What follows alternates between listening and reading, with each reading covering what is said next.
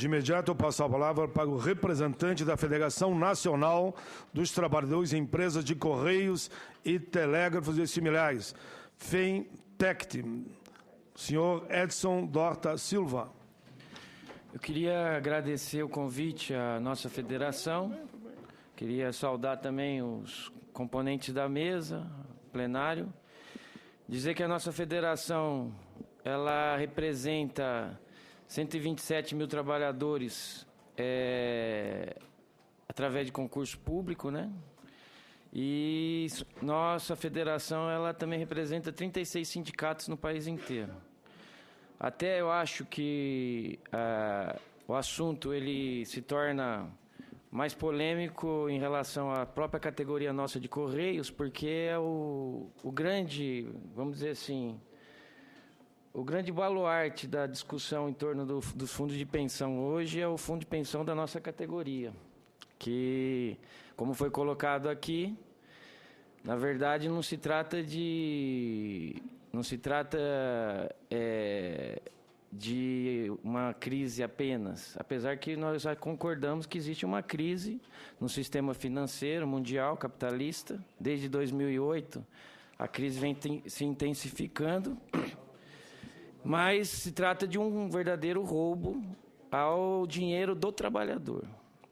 Eu queria aqui levantar os dados só para a gente ver o tamanho do roubo, que você tem um fundo, como foi colocado pelos participantes aqui do Banrisul, o fundo do Postales também antes era de benefício definido. E para mudar o plano para contribuição definida, eles alegaram para os trabalhadores que era justamente para não ter o problema futuro de ter que pagar por alguma crise que foi colocada aqui também em relação ao aumento da quantidade o tempo de vida que aumentou, etc. e tal. Isso aí foi saudado sem a concordância dos trabalhadores. Os trabalhadores entraram com várias ações judiciais para impedir esse saudamento. E mesmo assim foi passado por cima da vontade dos participantes. Várias ações, até hoje, perdura ações contra esse saudamento. E passado isso mais ou menos em 2008, passado 4 anos, o próprio Postales anunciou que esse plano teria que o soldado teria que ter mais uma contribuição dos participantes, que foi aprovado em 2012, uma contribuição de mais 3,4% na folha de pagamento dos participantes do saldamento, do plano saldado. E agora, esse ano, veio o rombo maior, alegando que mais aqueles 3,4%, que já num salário do trabalhador é muito, porque na última campanha salarial o nosso reajuste foi 0. E aí aumentou 3,4% para você pagar em torno do Postales. E agora veio a conta maior, que é em torno de 25,6%. Quer dizer, quase 30% no salário do trabalhador. O plano do saldamento, ele tem hoje 7 bilhões, ele supostamente tem, né? Porque o rombo tem, vamos dizer, 8 bilhões. E o rombo é de 5,6 bilhões, ou seja, faliu. Não existe mais plano. Eles querem, com o saldamento, com o pagamento, criar um novo plano, porque não existe mais plano. O plano perdeu quase 70%, 80%. Não existe mais esse plano. A gente fez uma conta, o Correio apresentou um lucro esse ano, o ano passado, aliás, de 320 milhões. O que eles estão dando aqui como déficit dá 22 anos de lucro do Correio. Quer dizer, é um negócio assim que você não imagina. Como que sumiu esse dinheiro? É claro que a gente sabe, porque tem aí todos os investimentos que foram feitos ao longo do ano, e aí eu permito falar aqui o senador que se retirou, que não é de 12 anos. Isso aqui é desde a época da ditadura militar, que foi instituído esse plano. Nós tivemos em 95 um rombo no Postales, também, que era para fazer, que eles queriam fazer a mesma coisa, repassar para o trabalhador. Na época do governo FHC, a empresa custeou o rombo, e o rombo vem vindo. Teve vários investimentos, Banco Santos, Banco Econômico, todos esses bancos que faliram, foram feitos investimentos. Foram feitos investimentos até empréstimos para aquela universidade que faliu recentemente, a Gama Filho, etc. É uma verdadeira farra. Agora, dentro desse aspecto, eu queria dizer o seguinte: os trabalhadores dos Correios não acreditam na fórmula da CPI. A gente sabe o que está acontecendo no país. Existe uma caça às bruxas aí para dar um golpe de Estado no país.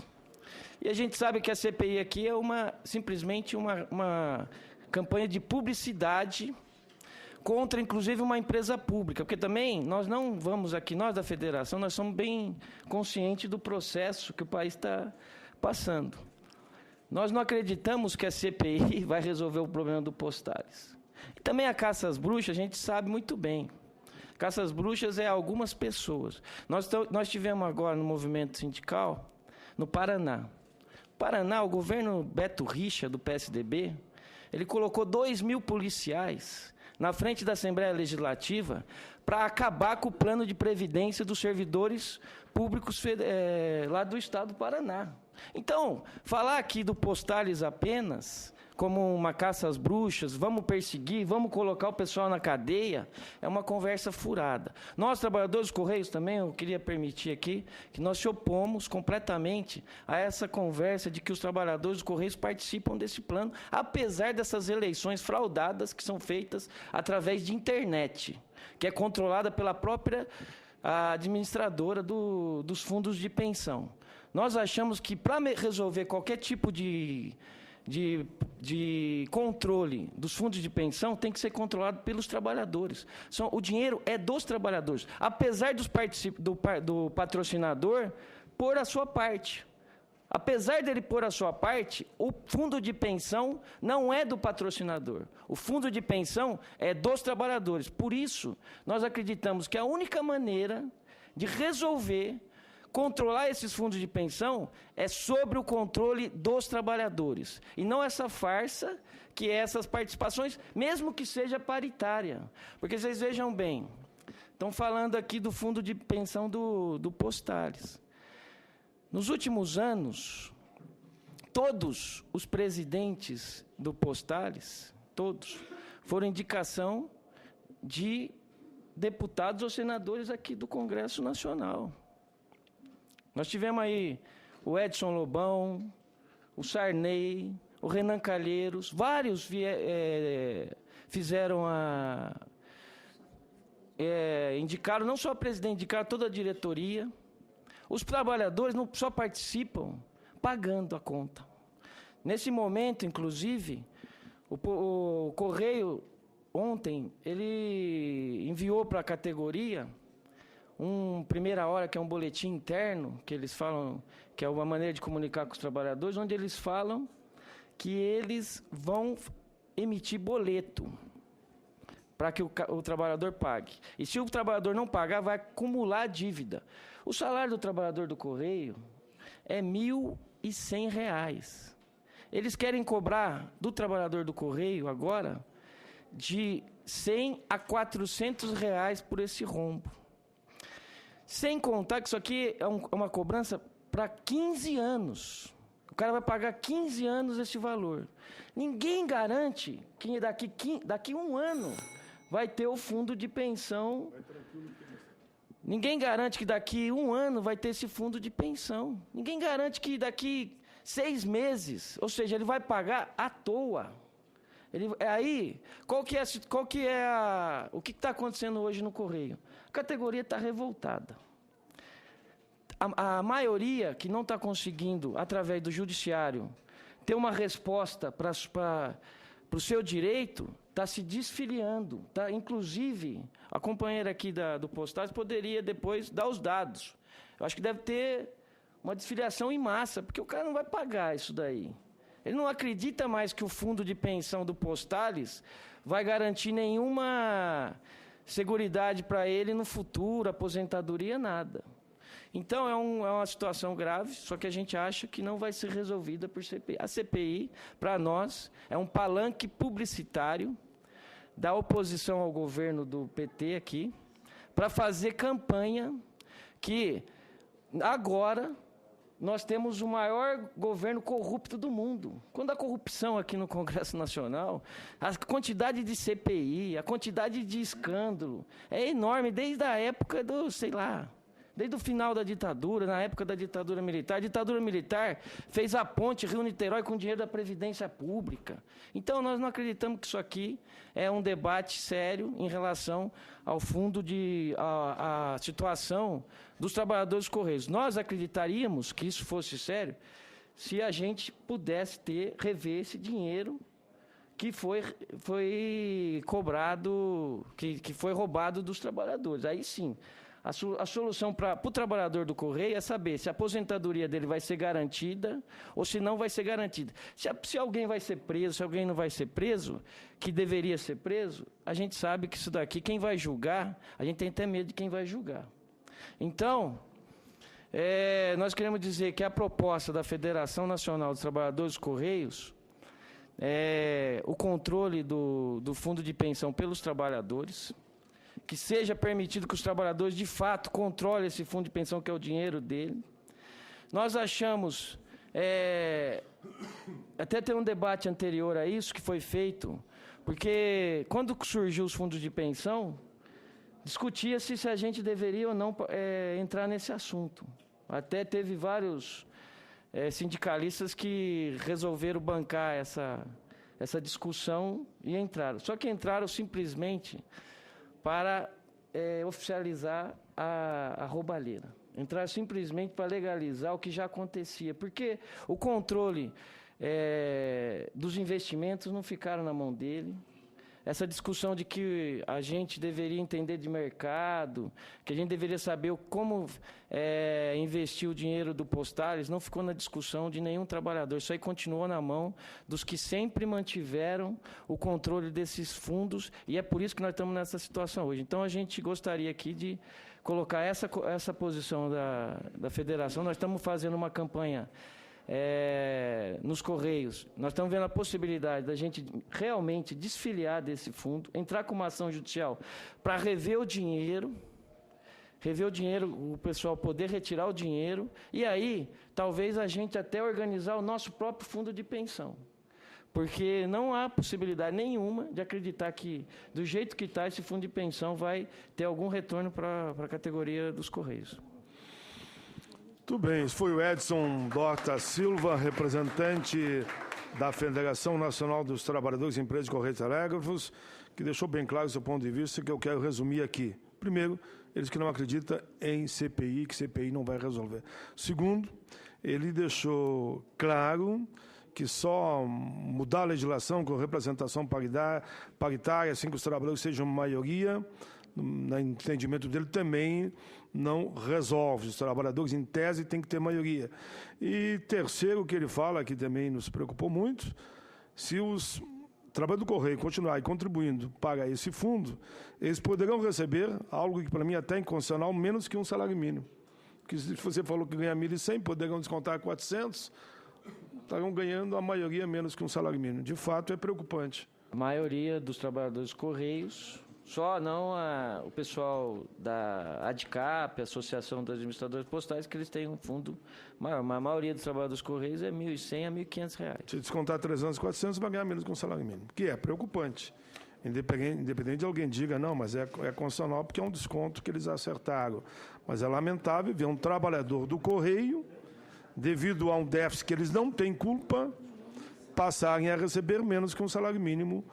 E sabe que nesse país ninguém vive decentemente, sequer com salário mínimo, calcule com menos que um salário mínimo. Vamos em frente.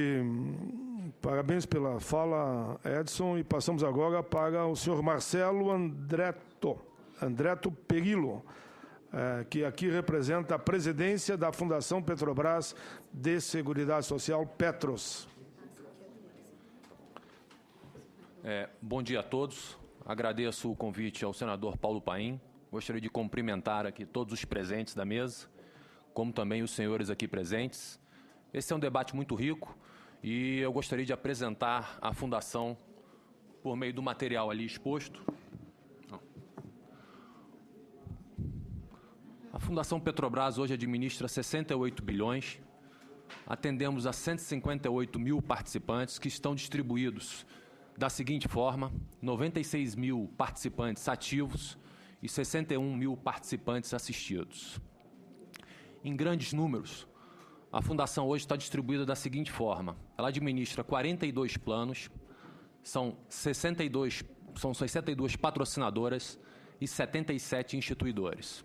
Aqui é um ponto importante, só para ressaltar, que a Fundação Petrobras, naturalmente, como os senhores podem ver, administra vários planos, são ali 47 planos. Naturalmente, o sistema Petrobras é o mais relevante, mas a Fundação trata todos os demais planos, instituidores ou patrocinadoras, com o mesmo zelo. Ainda falando com relação aos participantes, esse é um gráfico que demonstra a evolução do número de participantes ao longo do tempo. Importante ressaltar aquele salto ali em 2007, que diz respeito ao início do segundo plano do sistema Petrobras, que é denominado PP2, e o seu crescimento se deu naturalmente com a adesão dos participantes e o ingresso de novos instituidores. Com relação ao equilíbrio técnico, como os senhores podem ver, no ano de 2013, de forma consolidada, o déficit foi de 2 bilhões e 300. O número de 2014 não está aqui no slide, meramente por uma questão de governança, e explico o motivo. Esse número ainda não foi aprovado na instância máxima da Fundação, que é o Conselho Deliberativo. Já foi noticiado aí no jornal. Eu vou poder sim comentar, estou autorizado a comentar, mas o que é importante ressaltar nesse slide é o seguinte: o déficit de 2 bilhões e 300, ele se deu basicamente por uma questão conjuntural de investimentos bem estruturados. Com relação ao ano de 2014, o número é da ordem de 6 bilhões e, nesse caso, se deu também por um problema conjuntural de investimentos bem estruturados, como também com a assunção de obrigações trabalhistas por parte da patrocinadora. Importante ressaltar que, em PESE, a Fundação teve 2 déficits consecutivos, como já dito, por problemas conjunturais e por assunção de obrigações trabalhistas por parte da patrocinadora. A Petros não tem nenhum problema de liquidez e cumpre em dia com o pagamento de todos os benefícios dos seus participantes. É importante diferenciar problema de liquidez com déficit atuarial. Próximo slide é só mostrando aonde que esse déficit, que o slide anterior era um déficit consolidado, se encontra. Ele se encontra no plano do sistema Petrobras, o plano 1, que está aí aberto, 2 bilhões e 420, e o próximo slide é no outro plano que ele se encontra, que é no plano ultrafértil, ou seja, estamos falando de 47 planos e o déficit hoje está pontuado nesses 2 únicos planos. Ultrafértil, naturalmente, todos os senhores sabem, era do sistema Petrobras e hoje é uma privatizada, foi privatizada. Próximo slide demonstra a evolução dos investimentos desde o ano de 2003, bem como a linha que está em amarelo, em laranja, é a rentabilidade dos investimentos. Aqui é uma composição da carteira como um todo. Estamos falando de dados preliminares, como eu já disse aos senhores, os números ainda não foram aprovados pela instância máxima da Fundação, que é o Conselho Deliberativo, só que estão aí demonstrados na forma da legislação como a carteira é composta. Os 2 próximos slides têm como objetivo o seguinte: demonstrar a rentabilidade da Fundação como um todo com os seus principais benchmarks, com os seus principais índices de referência, melhor dizendo. O que é importante demonstrar é que a Fundação, nesses 4 gráficos, é a linha que está verde. Eu não sei se todos os senhores conseguem ver. Qual que é o objetivo aí desse gráfico? Tanto no segmento de renda fixa, que é o primeiro gráfico do canto superior esquerdo, quanto no segmento de renda variável, que é o gráfico do canto superior do lado direito, como também o gráfico do canto inferior esquerdo, que diz respeito à rentabilidade dos imóveis, os senhores podem perceber que a rentabilidade da fundação no período aí demonstrado é sempre superior ao principal benchmark. O último gráfico, que é a rentabilidade consolidada, a linha em azul é a meta atuarial. Como os senhores podem observar, a fundação tem uma rentabilidade no período analisado bem superior à sua meta atuarial, e a outra linha que quase sobrepõe a linha verde, que é a rentabilidade consolidada da fundação, é a rentabilidade média das entidades fechadas de previdência complementar, dados estes extraídos da ABRAP. Como se pode ver, a fundação está praticamente empatada com a rentabilidade média das entidades cujos dados foram extraídos da ABRAP. O próximo slide nada mais é do que o mesmo material apresentado, só que agora com um outro período de tempo. Estamos falando do período de 2009 a 2014. É um exercício, né? A ideia era só demonstrar que tanto num período mais longo quanto num período mais curto, a rentabilidade da fundação encontra-se acima dos principais indicadores de mercado.